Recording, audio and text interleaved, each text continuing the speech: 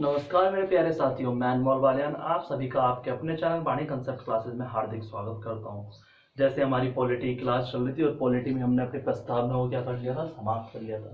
प्रस्तावना के बाद मैंने आपसे बोला था कि हम संविधान के जो अनुच्छेद होंगे, जो भाग होंगे, भाग सहित कितने आर्टिकल हैं, उसमें सारे जो इम्पोर्टेंट हैं पेपर की दृष्टि से, वो सब हम करने वाले हैं। ठीक, तो इसमें आपका जो पहला भाग आ जाता है, भाग एक, संविधान का भाग एक। भाग एक आपका आ जाता है संघ एवं इसका राज्य क्षेत्र, यानी कि संविधान के भाग एक में जो बताया गया है वो संघ और उसका राज्य क्षेत्र यानी कि भारत और भारत का राज्य क्षेत्र क्या होगा, वो आपका आर्टिकल नंबर 1 यानी कि अनुच्छेद 1 में बताया गया है। यूनियन एंड इट्स टेरिटरी, क्या यूनियन एंड इट्स टेरिटरी। अगर बात करते हैं भाग एक की, तो अनुच्छेद 1 से 4, अनुच्छेद आर्टिकल नंबर 1 to 4 आपका भाग एक है। ठीक, अनुच्छेद 1 में आपके आर्टिकल 1 से 4 सम्मिलित है। अनुच्छेद 1 की बात करते हैं, भाई 4 अनुच्छेद है, तो अनुच्छेद नंबर 1 क्या कहता है? एक आपका कहता है कि इंडिया जो कि भारत, इंडिया या जो कि भारत राज्यों का संघ होगा। किसका संघ होगा? राज्यों का संघ होगा। अब संघ का मतलब मैं आपको एक ये बता दूं कि संघ का मतलब यहां जो है कि संघ का मतलब है कि राज्य इसमें होंगे और ये राज्य का संघ होगा, परंतु एक तो होता है आपका फेडरेशन। क्या होता है? फेडरेशन। एक आपका होता है यूनियन। यूनियन का अर्थ भी संघ होता है और फेडरेशन का भी संघ होता है। अगर बात करते हैं यूनियन, ये यूनियन वाला संघ है कि इंडिया भारत राज्यों का क्या होगा? यूनियन होगा, संघ होगा। इसमें क्या होता है? इसमें राज्यों को अलग होने का अधिकार नहीं है।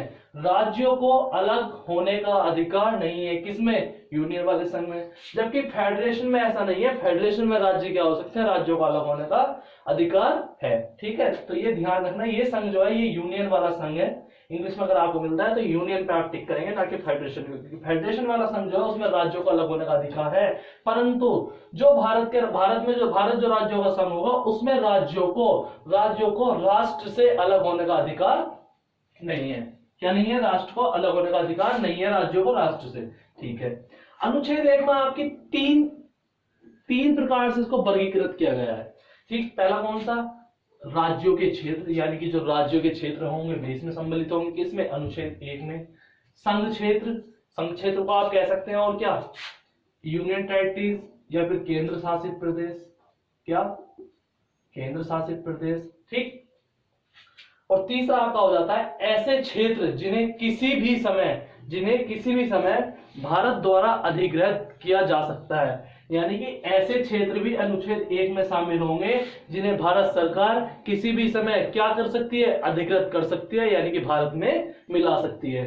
अब जो दूसरी चीज आ जाती है इसमें, सबसे इंपॉर्टेंट ये आ जाती है कि संघ शासित प्रदेश यानी कि यूटीज और अधिग्रहित यानी कि जो हमने किसी को मिलाया है, ये जो क्षेत्र होंगे, ठीक, ये जो क्षेत्र होंगे संघ शासित क्षेत्र और अधिग्रहित क्षेत्र, इस पर शासन कौन करेगा? तो इसमें मैं आपको क्लियरली बता दूं कि ये दोनों जो होते हैं इस पे केंद्र सरकार का प्रशासन होता है। किसका? केंद्र सरकार का प्रशासन होता है। किस पर? यूनियन टेरिटरीज पर और अधिग्रहित क्षेत्र पर जो भारत ने दूसरे से अधिग्रहण किए हैं, उस पर शासन किसका होगा? वो आपका केंद्र सरकार का शासन होगा, राज्य से उसका कोई मतलब नहीं है। अगर बात करते हैं, इसमें साफ साफ बताया कि राज्यों का संघ होगा, तो जो वर्तमान में भारत में राज्य हैं, जो वर्तमान में संघ के राज्य हैं, तो आपके कितने राज्य हैं? 28 राज्य हैं और 9 आपकी क्या है? यूनियन टेरिटरीज है। क्या है? 9 आपकी यूनियन, 8 आपकी यूनियन टेरिटरीज है। 28 राज्य और 8 केंद्र शासित प्रदेश है। ठीक है, इसके बाद हम चलते हैं आर्टिकल नंबर 2 पे कि आर्टिकल नंबर 2 हमारा क्या कहता है। समझ में आ गया नहीं आ गया? एक दिन में 3 या 4 आर्टिकल लेंगे, बहुत अच्छे से करेंगे, कोई भी चीज उसमें छोड़ेंगे नहीं। इससे में ये फायदा होगा कि एक भी क्वेश्चन हमारा आर्टिकल से बाहर नहीं जाएगा, और जैसे 10 आर्टिकल होंगे हम उसको तुरंत रिवाइज करेंगे, मतलब कैसे याद करना है 5-10 सेकंड में उसको, वो उसकी तैयारी करेंगे। इसके बाद हमारा आ जाता है आर्टिकल 2 यानी कि अनुच्छेद 2। अब अनुच्छेद 2 है, अनुच्छेद 2 हमारा क्या कहता है? अनुच्छेद 2 हमारा कहता है कि नए राज्यों का प्रवेश एवं स्थापना। ठीक, नए राज्यों का प्रवेश एवं स्थापना, यानी कि अनुच्छेद 2 के अनुसार, किसके? अनुच्छेद 2 के अनुसार संसद को यह शक्ति प्राप्त है, संसद को यह शक्ति प्राप्त है कि क्या संसद विधि द्वारा नए राज्यों का प्रवेश, क्या संसद कानून द्वारा, विधि द्वारा नए राज्यों का प्रवेश भी करा सकती है और उसकी स्थापना भी कर सकती है। ये शक्ति किसको प्राप्त है? ये शक्ति संसद को प्राप्त है अनुच्छेद 2 के तहत। अनुच्छेद 2 के तहत संसद को यह शक्ति प्राप्त है कि विधि द्वारा संघ में, यानी कि राष्ट्र में नए राज्यों का प्रवेश एवं स्थापना कर सकती है। कौन? अगर संसद चाहे तो। यानी कि संघ में बाहरी राज्यों को, संघ में बाहरी राज्य, जो बाहरी राज्य है हमारे, उनका प्रवेश या उनकी स्थापना कर सकती है। कौन? संसद। संसद को ये शक्ति प्राप्त है। किस आर्टिकल के तहत? अनुच्छेद 2 के तहत संसद को यह शक्ति प्राप्त है। ठीक, आगे चलते हैं। आर्टिकल नंबर 3, यानी कि अनुच्छेद 3। अनुच्छेद 3 हमारा कहता है कि नए राज्यों का नाम, निर्माण और वर्तमान राज्य और पुराने राज्यों के क्षेत्रफल एवं सीमा में परिवर्तन। ठीक, ये आपका कौन सा है? Article number 3। यानी कि भारतीय संविधान में संसद को यह शक्ति प्राप्त है कि अगर संसद चाहे, क्या कि अगर संसद चाहे तो संसद विधि द्वारा किसी नए राज्य के नाम में भी परिवर्तन कर सकती है, किसी नए राज्य का निर्माण भी कर सकती है, और जो वर्तमान राज्य हैं या फिर पुराने राज्य थे, ठीक, जो वर्तमान राज्य हैं और पुराने राज्य हैं, उनके क्षेत्रफल, यानी कि मान लीजिए सिक्किम का ये क्षेत्रफल है, ठीक, सिक्किम का ये क्षेत्रफल है, तो अगर संसद चाहे तो विधि द्वारा सिक्किम के इस क्षेत्रफल को, सिक्किम के इधर के क्षेत्रफल को किसी और राज्य में मिला भी सकती है, इसे घटा भी सकती है कि सिक्किम का क्षेत्रफल नहीं है, सिक्किम के नाम में परिवर्तन भी कर सकती है विधि द्वारा, ठीक, सिक्किम के सीमा क्षेत्र में भी परिवर्तन कर सकती है। ये शक्ति किसको प्राप्त है? तो ये शक्ति भारतीय संविधान में हमारी संसद को प्राप्त है। ठीक है, अब इस आर्टिकल के तहत क्या क्या हो सकता है? अगर संसद चाहे, कौन चाहे? संसद चाहे तो संसद विधि द्वारा राज्य क्षेत्र को बढ़ा भी सकती है, यानी कि जो राज्य का क्षेत्र होगा उसको बढ़ा भी सकती है, ठीक, घटा भी सकती है, यानी कि जो राज्य का क्षेत्र है उसे कम भी कर सकती है। तीसरी चीज आती है, राज्य की सीमाओं में परिवर्तन भी कर सकती है। जो राज्य की सीमाएं हैं, मान लीजिए इसकी सीमा 7,300 स्क्वायर किलोमीटर है, तो इसकी सीमा में परिवर्तन भी कर सकती है, यानी कि इसे कम भी कर सकती है, इसे ज्यादा भी कर सकती है, इसके नाम में भी परिवर्तन कर सकती है। ठीक, दो राज्यों को मिलाकर, ठीक, किनको? दो राज्यों को मिलाकर एक नए राज्य का भी निर्माण कर सकती है। ये शक्ति भी किसको प्राप्त है? तो ये सारी शक्तियां हमारी संसद को प्राप्त हैं। तो ये आपका हो जाता है आर्टिकल 3। इसके बाद अगर हम चलते हैं तो इसके बाद हमारा आर्टिकल 4 आ जाता है। क्या आ जाता है? आर्टिकल 4। इसके बाद हमारा आ जाता है आर्टिकल 4 कि आर्टिकल 4 में हमारा क्या कहा गया। तो आर्टिकल 4 में जो हमारा कहा गया, उसमें यह कहा गया कि अनुच्छेद 4 में जो कहा गया, वो कहा गया कि अनुच्छेद 2 किसमें? आर्टिकल 2 और आर्टिकल 3, यानी कि अनुच्छेद 2 और अनुच्छेद 3 में किया गया संशोधन, ठीक, आर्टिकल 2 और 3 में किया गया संशोधन आर्टिकल 368 के तहत संविधान संशोधन नहीं माना जाएगा। क्या नहीं माना जाएगा? संविधान संशोधन नहीं माना जाएगा। यानी कि 2 और 3 में जो संशोधन किया जा रहा है वो 368 के तहत संविधान संशोधन नहीं माना जाएगा। इसके लिए हमें क्या करना होगा? अगर हमें 2 या 3 में कोई परिवर्तन करना है, 2 या 3 में कोई चेंज करना है, तो हमें क्या करना पड़ेगा? आर्टिकल 4 के द्वारा साधारण बहुमत से, किसके द्वारा? आर्टिकल 4 के द्वारा साधारण बहुमत से अनुच्छेद 2 या 3 में परिवर्तन किया जा सकता है। ठीक, ये साफ साफ कह दिया है किसमें? आर्टिकल 4 में, कि तुम डायरेक्ट संशोधन नहीं कर सकते हो आर्टिकल 2, अनुच्छेद 2 और 3 में। जो आपने बताया कि राज्य की सीमा घटा सकती है, बढ़ा सकती है राज्य का निर्माण, तुम डायरेक्ट नहीं कर सकते हो, क्योंकि वो 368 के तहत संविधान संशोधन नहीं माना जाएगा। अगर तुम्हें ऐसा परिवर्तन करना है, अनुच्छेद 2 या 3 में तुम्हें परिवर्तन करना है, या तुम्हें किसी राज्य को जोड़ना है, या फिर उसकी सीमा को घटाना है, बढ़ाना है, किसी अन्य देश को सौंपना है, तो उसके लिए तुम्हें आर्टिकल 4 द्वारा साधारण बहुमत से, किससे? आर्टिकल 4 द्वारा साधारण बहुमत से अनुच्छेद 2 या 3 में जो कही गई बातें हैं उसमें परिवर्तन किया जा सकता है। ये किसमें कह दिया गया? आर्टिकल 4 में कह दिया गया।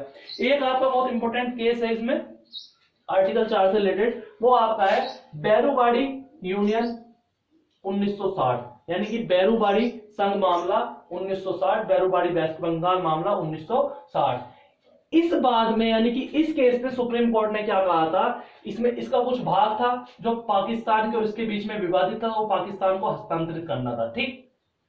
तो इस बात में कहा गया, सुप्रीम कोर्ट ने कहा कि संसद की शक्ति राज्यों की सीमा समाप्त करने, यानी कि जो संसद की शक्ति है वो राज्यों की सीमा समाप्त करने की नहीं है, ठीक, समाप्त करने की नहीं है। और आर्टिकल 3 के अंतर्गत किसी भारतीय क्षेत्र को अन्य देश को भी देने की नहीं है, यानी कि राज्यों की सीमा समाप्त करने की भी शक्ति नहीं है किसके पास, संसद के। और जो भारतीय क्षेत्र है, कौन सा है, भारतीय क्षेत्र है, इस क्षेत्र को किसी अन्य देश को देने की भी शक्ति संसद के पास नहीं है, ठीक है, किसके पास नहीं है, संसद के पास नहीं है।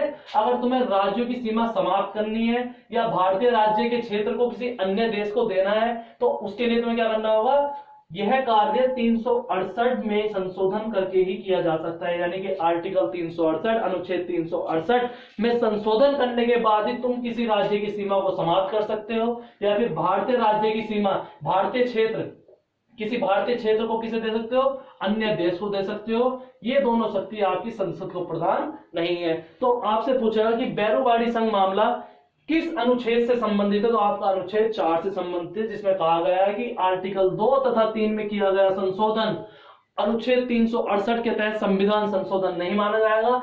अगर तुम्हें राज्य की सीमा को बढ़ाना है या घटाना है, राज्यों का निर्माण करना है, तो इसके लिए तुम्हें क्या करना होगा, इसके लिए आर्टिकल 4 द्वारा साधारण बहुमत से 2 या आर्टिकल 2 में कही गई बातों या आर्टिकल 3 में कही गई बातों में आप संशोधन कर सकते हो। और बैरूबाड़ी यूनियन मामले में साफ कह दिया गया कि संसद को यह शक्ति नहीं है कि वो राज्यों की सीमा को समाप्त कर दे या भारतीय राज्य क्षेत्र को किसी अन्य देश को सौंप दे, ठीक है, तो ये शक्ति संसद को प्रदान नहीं है। अगर तुम्हें ऐसा करना है तो तुम्हें अनुच्छेद 368 में क्या करना होगा, संशोधन करना होगा, ठीक। ये आपके 4 आर्टिकल थे, किसमें, ये आपके 4 आर्टिकल थे भाग 1 में। इसके बाद हम इसमें जो इसकी हेडलाइन होंगी, जो अच्छी अच्छी इसमें चीजें होंगी, जैसे राज्यों का पुनर्गठन हो गया, एसकेधर आयोग हो गया, ठीक है, तो उसके बारे में हम पढ़ेंगे। और उसके बारे में अपना भाग, उसके बाद हम क्या करेंगे, उसके बाद हम भाग 3 यानी कि भाग 2 इसका हम शुरू करेंगे। तो वीडियो आपको कैसी लगी, इसके आगे जो हम वो नेक्स्ट वीडियो में कवर करेंगे, यानी कि भाग 1 कंप्लीट हो गया। जो आपका भाग 2 होगा उसके बारे में अगले वीडियो में कवर करेंगे। पूरा डीपली ऐसे एक आर्टिकल को पढ़ेंगे ताकि उसमें कोई भी चीज ना छूटे। जितने भी उससे संबंधित रिलेटेड केस आते रहेंगे वो केस मैं आपको बीच में ही कराता रहूंगा, ये नहीं कि अलग से कराएंगे। हाँ, तो जैसा आर्टिकल 4 आया तो हमने इसमें बता दिया था आपको, बैरूबाड़ी संघ मामला जो था वो आर्टिकल 4 से संबंधित था, जिसमें आपका कह दिया गया, सुप्रीम कोर्ट ने साफ साफ कह दिया कि संसद को यह शक्ति प्राप्त नहीं है कि वो किसी राज्य के क्षेत्र को या सीमा को समाप्त कर सके और किसी भारतीय क्षेत्र को अन्य देश को सौंप दे। अगर तुम्हें ऐसा करना है तो 368 अनुच्छेद 368 के तहत संशोधन करना होगा, उसके बाद ये संभव है, ठीक है। तो अपना प्यार बनाए रखें, चैनल को ज्यादा से ज्यादा शेयर करें, वीडियो को लाइक करें और चैनल को सब्सक्राइब करना बिल्कुल ना भूलें। मिलते हैं नेक्स्ट वीडियो में, तब तक के लिए thank you, have a nice day.